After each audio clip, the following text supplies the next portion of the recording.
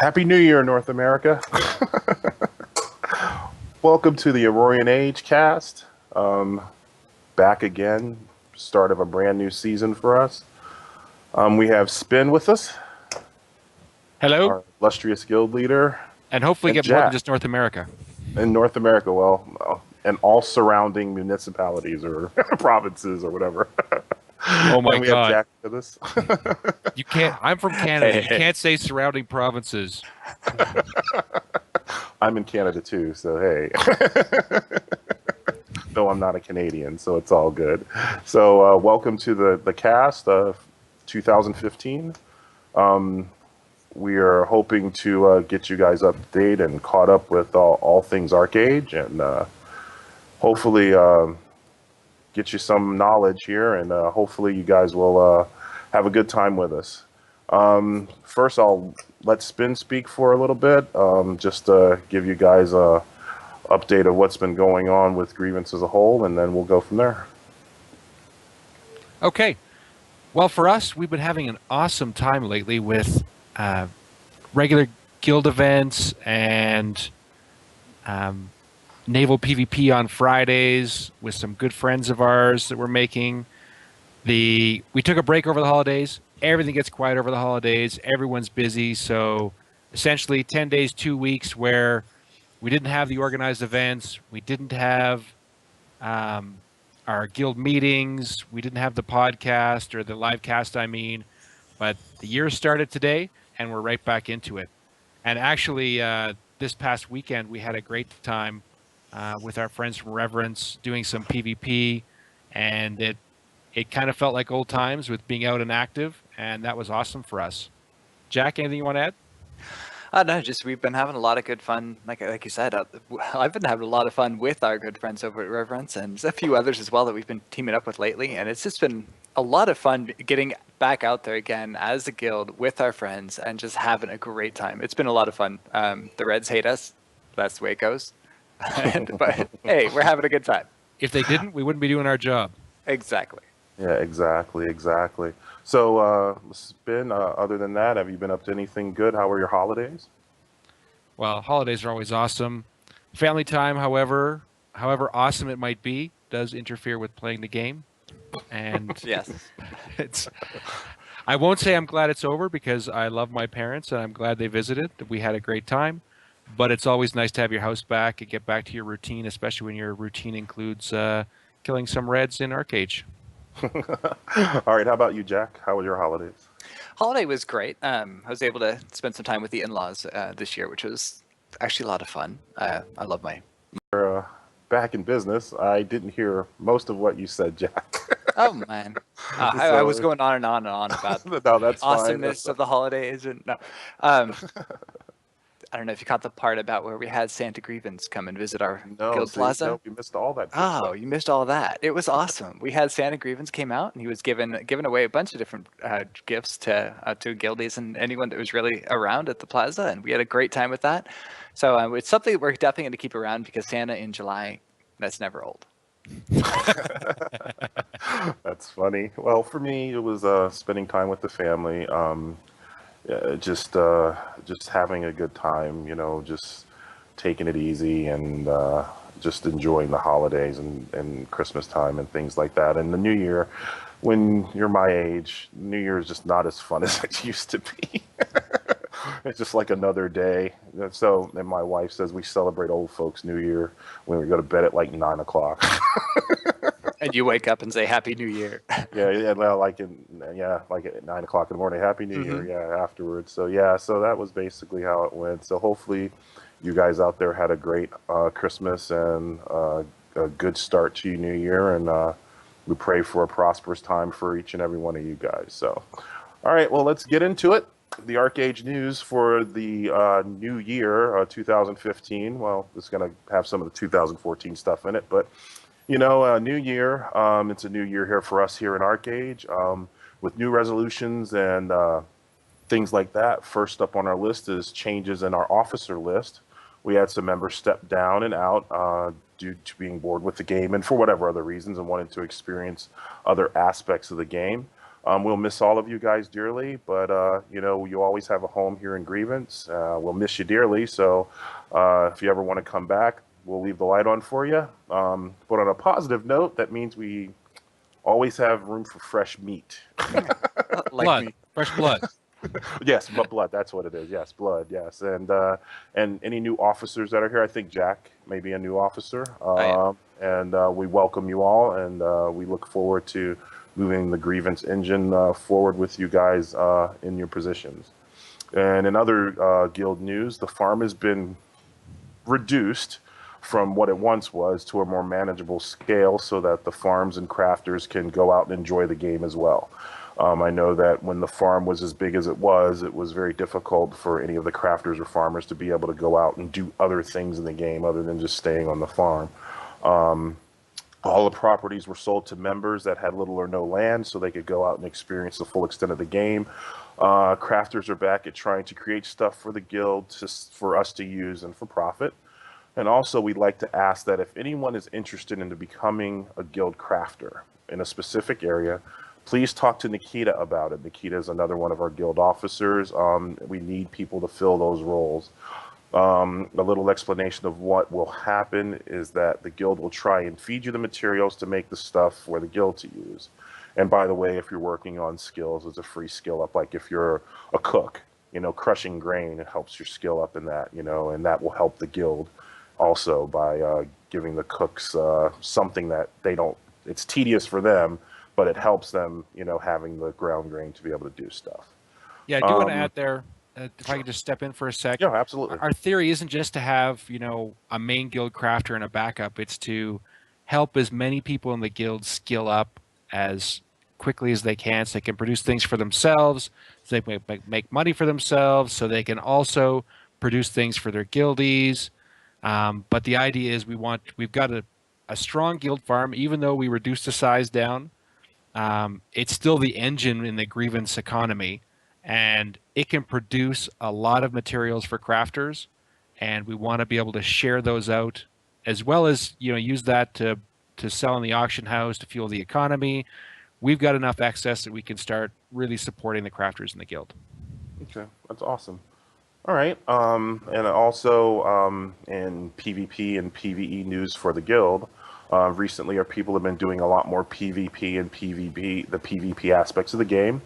We're frequenting Khosla more often to get people geared up for the dungeon runs that we need to do for gear. We are also attempting Serpentis on a weekly basis to learn the fights. And I just want to give a shout out especially to Antihero. He's our resident tank for the late people and for keeping us moving forward in this as long as Spin and anyone that is looking to gear up and things like that. We're constantly looking for people to group up together. It just takes 5 people to run them and knock them out, and the gear is pretty good. So, you know, please don't be afraid to, you know, ask in chat or ask in TeamSpeak, which is the best place to ask, and just see, you know, if anyone's available to do any dungeon runs, because we definitely want to try and keep moving forward. I mean, doing the crafting and things like that are great, but we also want to move forward in the progression of the game and getting the guild geared out, and at least GH gear will help us get into Serpentis and some of the other areas of the game that we need to get into so that we can be better at other aspects of the game like PvP, etc. So I'm going to turn this portion over to Jack. That's going to get into server news and about stuff that's going on around in the game concerning the other factions. So Jack, take it away. All right. Well, before I get to that, I just want to add a little something to what you had said when you had mentioned looking for the groups on TeamSpeak. That is TeamSpeak is a great place to just hang out and chat. There's constantly like fun just chat going on there. So if it looks like we're being quiet in guild chat, jump in TeamSpeak. We're probably having a great time there. It's so great that we're not even reading guild chat. So absolutely. Yeah, if you feel like if we're not answering you, if we missed something, just jump in TeamSpeak and come say hi. But now on to some server news. I do want to mention that we have, as much fun as we've been having out on the sea, doing all our stuff there, fighting the Reds have been organizing. The East faction has gotten strong. They've got banded together, while the West side, we've been kind of fighting with each other a bit. It's kind of, we're trying to revamp our alliances now to start being able to counter this new threat that's risen up with the Reds. I don't know when the last time we've won in Halcyone is, so just one example of how the Reds have really taken over, and we need to band together as a Western faction so we can counter that. Not only is that going to be fun doing, it's just going to help us gain more honor and lots of fun stuff. So I think it's awesome that the Reds have done this. It's something that like the whole server as a whole has needed this to happen. So this is awesome. Great job. I think the Slayers have been a huge part of that. But it's fun. It's still fun killing them. Yeah, I'd like to just jump on that. And Yes. I think we had it easy for a long time in the Western faction, and the Eastern Resurgence sort of caught us by surprise. We're happy to see it. Yeah. But We're gonna squash it. It was one of those occasions where you got to be careful what you wish for, because we wished for them to come back, and they came back with a vengeance, and they basically caught us with our pants down. And we were getting, because the red faction was weak for so long, we were getting embroiled in our own green drama. And now I think it's the prime time for us to get it all squared away and, you know, have some of the bigger guilds step up and create a coalition and start getting people focused on fighting the Reds again and dealing with the pirates, because the pirate faction has increased significantly in the past month.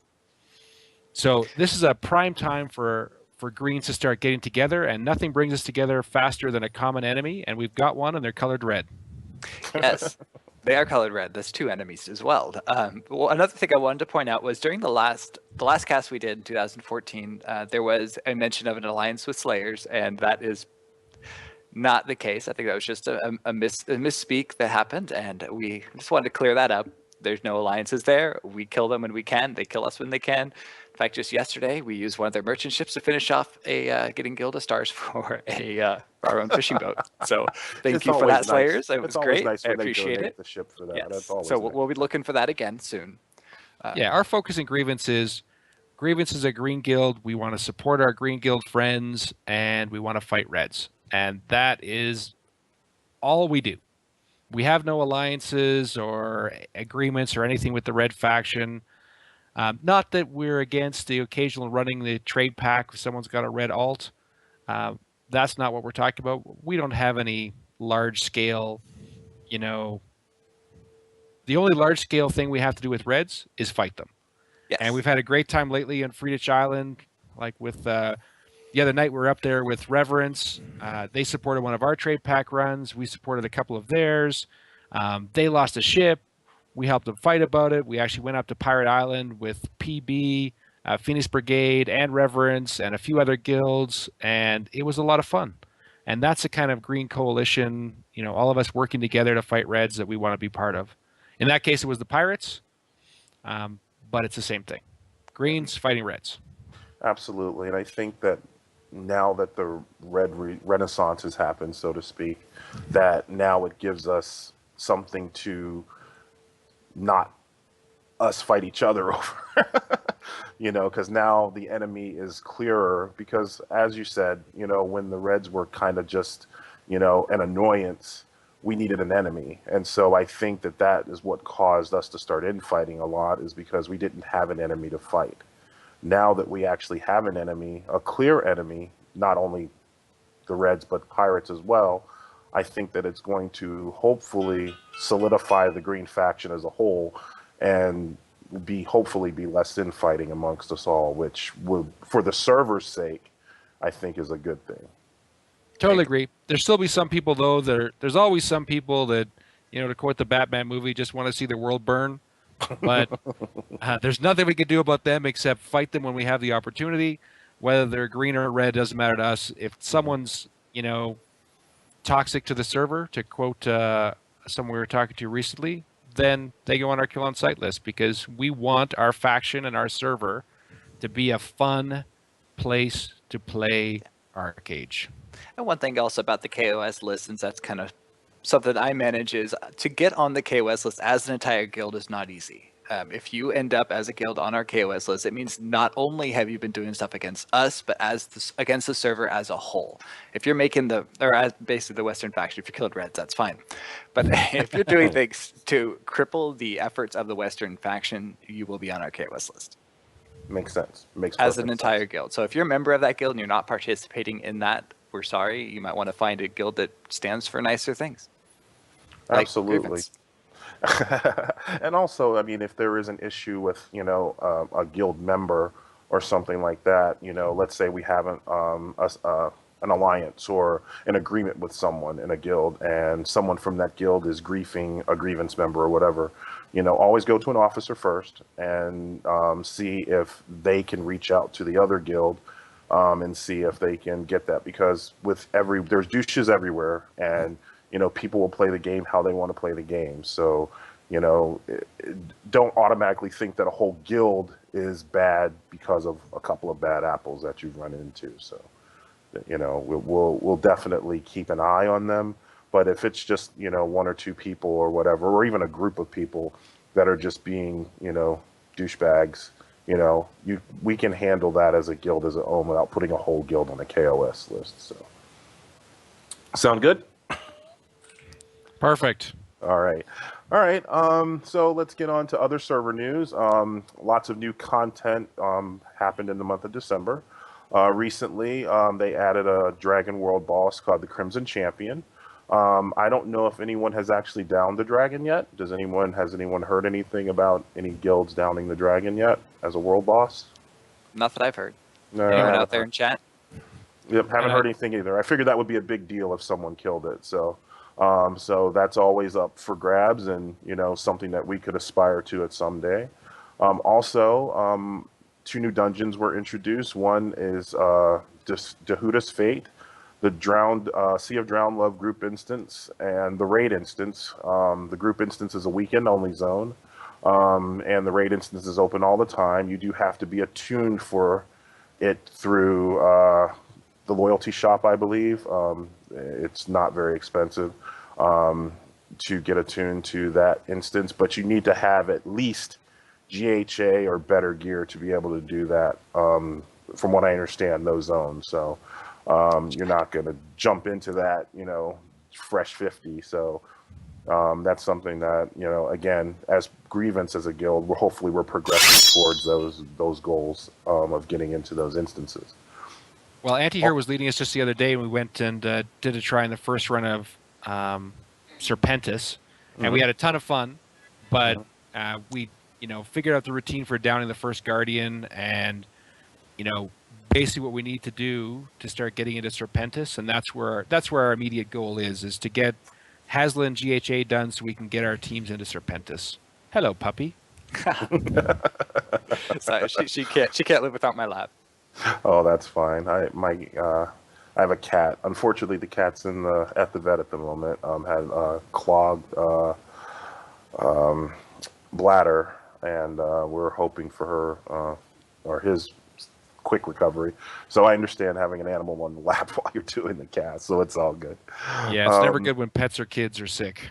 No, absolutely not. So, but he's doing good, so hopefully he'll be home tomorrow. So, all right. Anyway, on to more news. The Winter Maiden Festival is almost over for the holidays. So if you are a collector or hoarder of all things Christmassy, now's the time to stock up before the maiden sleeps for another year.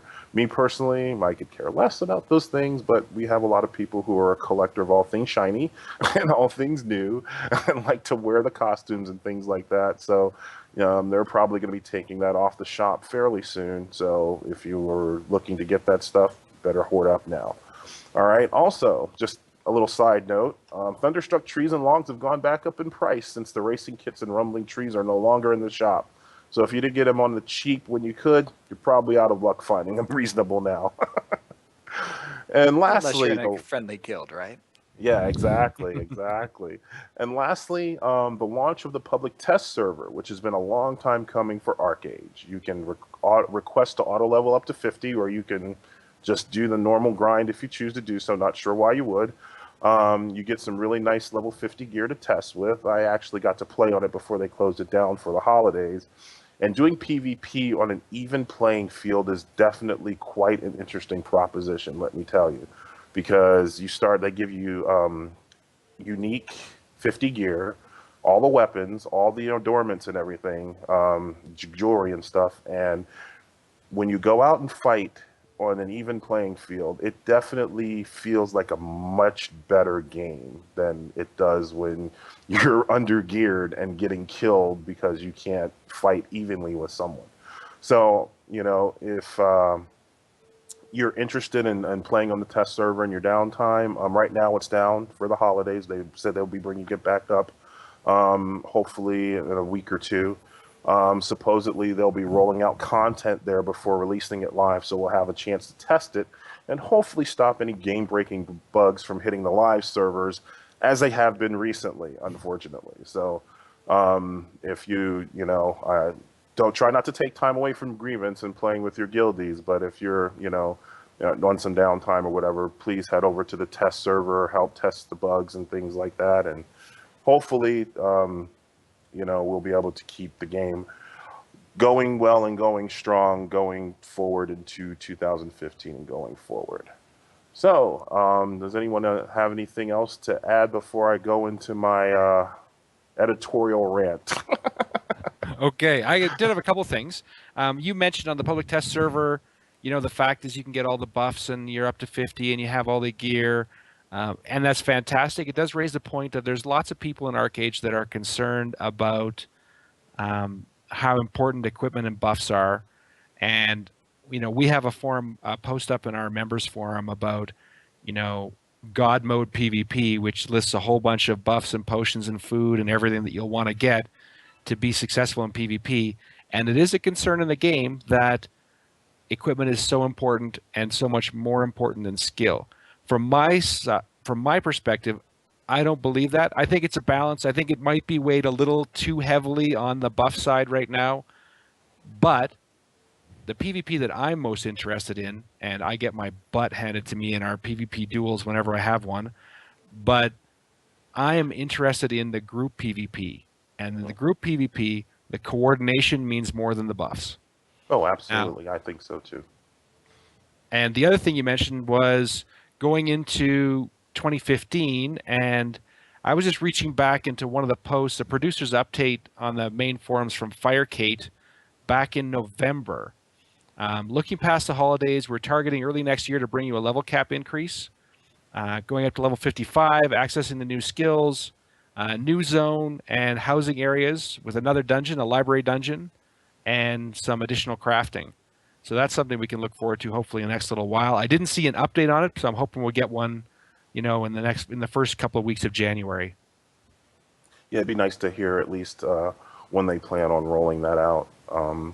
The level cap of 55 and the library opening up will change the game quite a bit, actually, because that also means that there will be access to obsidian weapons, which are actually just about better than the crafted versions of weapons that are out there. So it's going to be kind of interesting to see how that's going to affect the game going forward. So hopefully January, February, they'll start, giving us a little idea of when they're going to start that, because, it's going to be good to have something else to do other than the dungeons and stuff like that, and having to level your character. And plus, also on a side note, there are some classes that actually become better with the new update or with level 55 that may be not so playable now. So it'll be fun to play around with new classes and things, or different builds, so to speak, which actually are going to be better when they actually have access to different skills or more skills to flesh them out a bit. So I'm kind of looking forward to that as well. Absolutely. And there's some of our key guys are really playing around with their builds and trying different things and using builds that may not be very common but are very successful in PvP.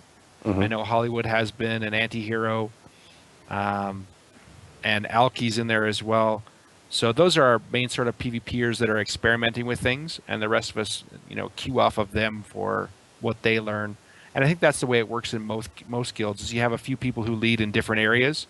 Like we've got our farmers who are always hardworking and making sure that gets done, and we totally depend on them. We've got a few guys that PvP lead, we got a few guys that PvE lead, and most of us like to do all of it. So we go from thing to thing to thing, depending on what's coming up, and that way we get to enjoy lots of different portions of the game. The other thing I wanted to talk about was drama. We talked about the Greens having drama, the Western faction. but it's not exclusively us. The Pirates have got their own drama and a Hmm. pirate war going on, and the Reds have got people saying, Slayers, you're the leaders, and other people on the Red side saying, Slayers, you're bullies and you're bullying the small guilds. There's drama. It's an online game. It's a sandbox. There's going to be drama. We personally like to minimize it and keep things as simple as possible. So, Green Guild supporting Greens, fighting Reds, that makes it easy for us. And as little drama as possible is what we're aiming for, so we could spend our time instead of worrying about forum posts and, you know, trolling on the forums. We could spend our time playing the game and having fun. Yeah, that's one thing that I think we as Grievance have gotten really good at is ignoring the drama on the public forums. I mean, sure, there's put posts about us and pointing at us before, but I have to hear about them from other people because for one, I don't bother going there and reading the drama because that's all it is. If I want to get information, I can get the information a much better way than forums. Absolutely, absolutely. All right, so now we're going to go to the part of the program which the Guild Grievance does not sanction. So anything that I say here is my opinion and my opinions only. You can hold me accountable, but not Grievance as a guild. I'm scared now. You should be. All right, 10 years ago, massively multiplayer online role-playing games, try saying that 10 times really fast, or MMOs for short, have had a bright and exciting future. Today, their prospects do not look so glorious. In an effort to attract even more players, their gameplay has gradually been diluted and their core audience has deserted them. Now that even their sources of new casual players are drying up, MMOs face a slow and steady decline. Their problems are easy to enumerate. The first is that their cost is too much to make. Art, animation, and voice assets are required in bulk and are costly. Even these pale alongside the demands of content creation, although at least content creation is related to gameplay. Marketing. If your MMO looks gorgeous, features a popular intellectual property, and you have big-name stars doing voiceovers, your characters act fluidly, and everything oozes quality, then players will probably want to play it. Raising the bar. If players have been groomed to expect an MMO to have superb polish, they won't play ones that don't. This makes it harder for new developers to enter the market and compete. Even their MMO's gameplay is superior. Therefore, it is in the interest of publishers to keep raising the bar in order to reduce the competition. Too many of them play the exact same way. Most MMOs play exactly the same as one another. It doesn't matter what the genre is, fantasy, science fiction, superhero, or whatever, the gameplay is pretty much the same as it's been since Daiku Mud. You may need to look that up if you've never played MUDs from the 80s. Think about it. If you have invested millions of dollars in making an MMO engine, it makes sense that you'd want to use it for more than one product.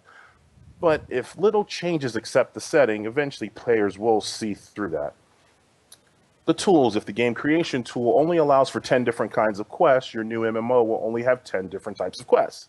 Seems simple enough, but there are only a certain number of ways that those 10 varieties of quests can be spun before the players realize that they're basically the same. It shows that if a player leaves an MMO for another and finds that it's basically the same or is worse, then eventually they'll leave and not come back to MMOs at all. And failure.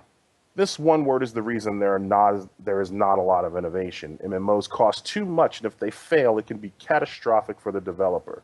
There is less of a chance of failure if you use a proven model. The way they see it, it's like rolling a die. Not a lot of companies want to risk a $50 million venture on a non-clone. New revenue models put off key groups of players. To switch from subscription to free-to-play is bad for achievers. It doesn't matter how you try to persuade them otherwise. Any payment for any gameplay affecting them or service is pay to win to them. Even when an MMO is designed around a revenue model rather than fun, it doesn't have a long-term future. Player type and balance. All of these player types are needed if an MMO is to be healthy. For example, an MMO with achievers but no socializers will shed achievers because low-level achievers will find that there's no players that are better than they are, so that they leave. Otherwise, an MMO with all socializers but no achievers mean that players will have little to do and will leave. This also bleeds into the Elder game. When players reach the end of the leveling game, they start a new game. This usually involves raiding or player versus player combat, along with daily quests and instance grinding. This Elder game is a completely different experience to the leveling game. It is not generally appealing to socializers. Learning various boss dances is rarely fun unless you know everyone involved, and PvP is dispiriting when you get killed over and over by better or richer achievers. There is only so many alts that socializers can level up with before they're off for greener pastures.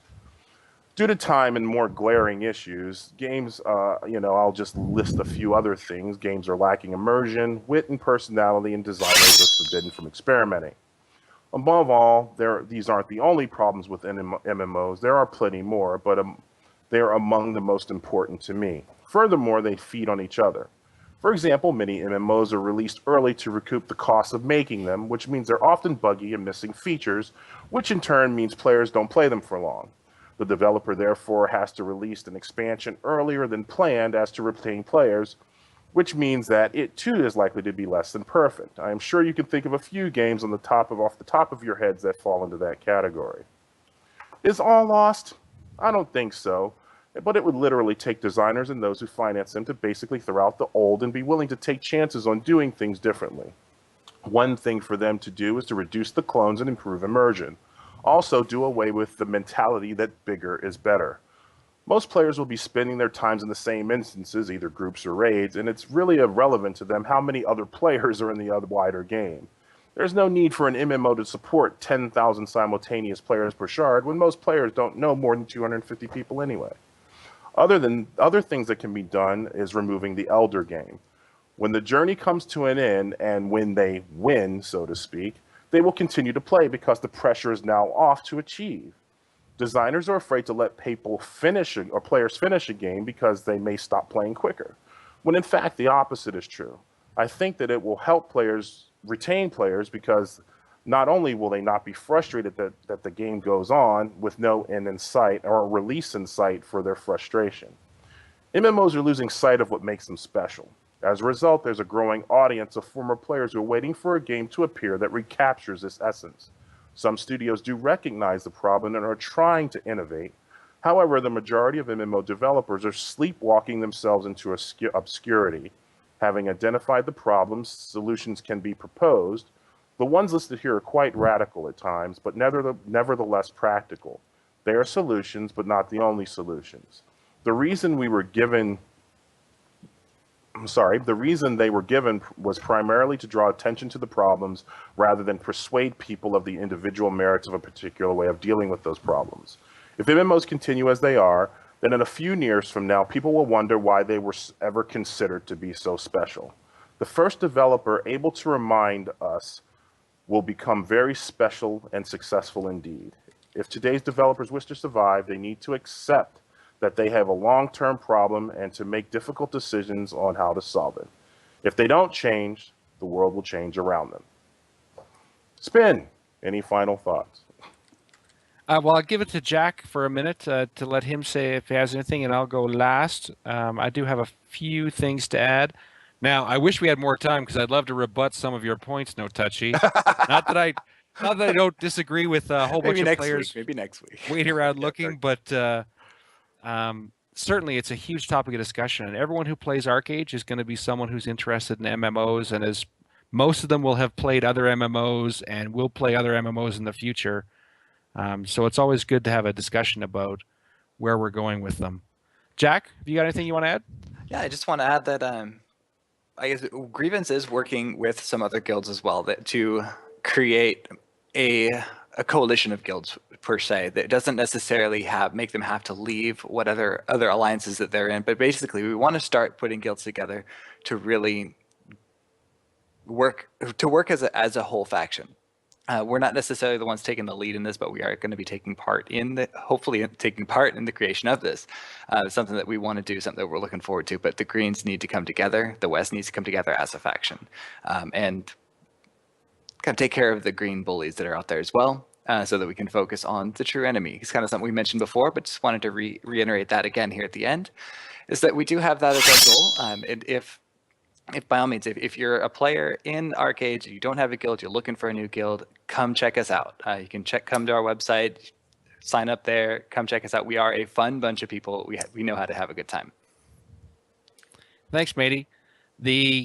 What I want to add sort of builds on top of that, which is we want to in grievance be white hats essentially in the green. We want to be people that other green guilds can count on to help them out when they need help, that even individual players can count on for help when they come. If someone were to come and ask a grievance member, hey, can you help me with this? They're going to help. And if they can't help right now because they're doing something, they'll ask if someone else in the guild can help. We want to be that kind of place, and those are the kind of people that we want to attract.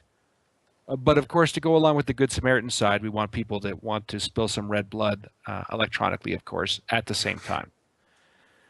I want to finish off by thanking the guild members, the guild officers. They do the ton of work. They're the ones who make grievance function, and I appreciate everything you guys do. Back to you, NoTouchy. All right, guys. Well, seems to be some lively conversation going on in guild chat. Does anyone have any questions or comments, or just want to make fun of us or anything like that? Now's the time to do it. Don't make fun of me too much, please. I'm new. Well, you can make fun of his goatee. Okay, that's fine. I'll just bring the beard back next week. Oh, there you go. All right. Well, you said that you have to kind of keep it for appearance sake. You know, you got to look professional. Well, my problem isn't professional. My problem is when I let it grow in a bit, the gray really starts to come out. If I keep it short, you don't notice as much. Yeah, I understand that. That's the thing with the hair. I usually keep it bald so no one sees the gray. Kind of like Michael Jordan did when he was playing basketball. He kept his hair, not because he didn't have a lot of hair, which he didn't have, but it showed the gray. So you keep it bald, you don't have to worry about that too much. So True enough. On the note of Michael Jordan's bald gray head, let's call it and get ready for our guild event. all right, guys, we want to thank you for joining us for the Aurorian Age ArcheAge cast. We should be back to normal functioning going forward every Thursday, 7 Central. Also, this is a note, we're looking for people that want to join us. We're not particular about who, or, you know, as long as you are not afraid of being on camera, you know, and willing to join us, our crew here. You could spin a message on the message boards or on TeamSpeak. We would love to have you. You know, we have an empty chair. You can be more than welcome to join us. Even if we have a new person every week, that would be great. So for Spin and Jack, I'm NoTouchy, also Death Star. Thank you for joining us on the Aurorian Age, and you guys have a great new year. Night, everyone. Have a good night. See you in the event.